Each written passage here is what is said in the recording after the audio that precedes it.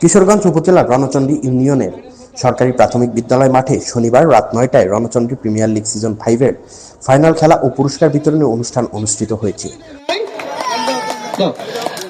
Ranchandi union BNP সভাপতি বেলায়েত হোসেন বাদশার সভাপতিত্বে অনুষ্ঠানের প্রধান অতিথি হিসেবে বক্তব্য রাখেন নীলফামারী 4 আসনের বিএনপি মনোনীত সংসদ সদস্য প্রার্থী অধ্যক্ষ আব্দুল গফুর সরকার। আমার ছেলেরা বা আমার মেয়েরা খেলাধুলা করে নীলফামারীতে চ্যাম্পিয়ন হয় এবং রংপুর বিভাগীয় গিয়েও তারা চ্যাম্পিয়ন হয়েছে, এরকম রেকর্ড আছে। সুতরাং আমি খেলাধুলার উৎসাহ দিয়ে থাকি, যারা এই আয়োজন করেছে তাদেরকে আবার ধন্যবাদ দিচ্ছি।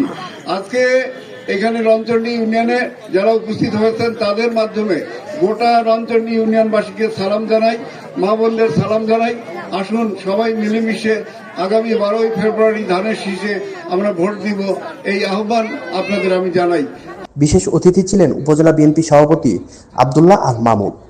অনুষ্ঠানে আরো উপস্থিত ছিলেন রণচণ্ডী ইউনিয়ন বিএনপি সাধারণ সম্পাদক মোসেফুর রহমান জুয়েল, উপজেলা যুবদলের সভাপতি মাহমুদুল হক টিপু, সাধারণ সম্পাদক আব্দুস সালাম, স্বেচ্ছাসেবক দলের আহ্বায়ক শাহ আলম বাবু, জেলা আহ্বায়ক কমিটির সদস্য আলমগীর হোসেন ও পলাশ ইসলাম, ছাত্র দলের ভারপ্রাপ্ত সভাপতি জোবায়েদ ইসলাম রুবেল ও সদস্য সচিব সেলপুরামানিক সহ দলীয় নেতাকর্মীরা। এটি বলতে পারি আপনাদের সবাইকে ধন্যবাদ। টুর্নামেন্টের চ্যাম্পিয়ন সোনাকুড়ি সিক্সার্স দলকে 12,000 টাকা এবং রানার্স আপ বাফলা টাইগার্স দলকে 8,000 টাকা ও ট্রফি প্রদান করেন প্রধান অতিথি।